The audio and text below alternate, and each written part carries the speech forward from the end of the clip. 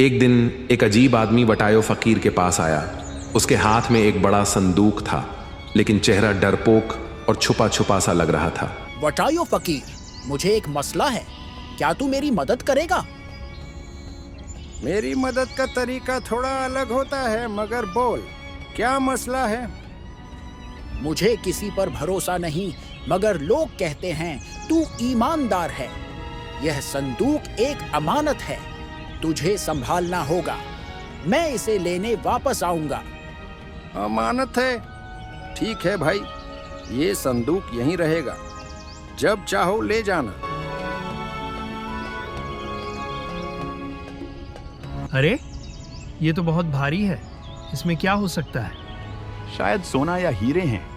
जो अंदर है वो सिर्फ अंदर है, जब तक कोई देखे नहीं सिर्फ अंदाजा ही लगाया जा सकता है। अरे, मैं तो कहती हूँ इस संदूक में शैतानी ताकत है। नहीं, यह जरूर किसी बादशाह का छुपा हुआ खजाना है। गांव में हर जगह संदूक की बात होने लगती है।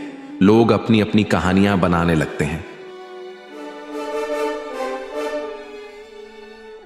वटायो फकीर के पास एक संदूक है जो बहुत कीमती है। जाओ, उसको हमारे पास ले आओ।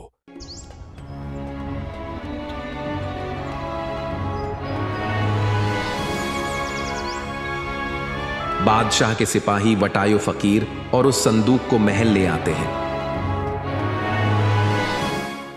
वटायो, इस संदूक में क्या है?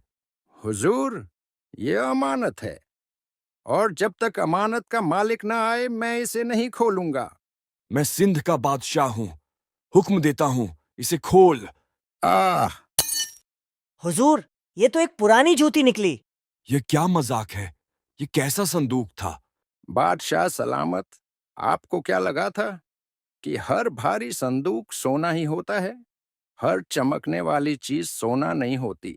वटायो, तूने फिर से सबको एक गहरी बात सिखा दी। ऐसी और मजेदार कार्टून स्टोरीज देखने के लिए हमारे YouTube चैनल ज़ीरो टून्स को सब्सक्राइब करें।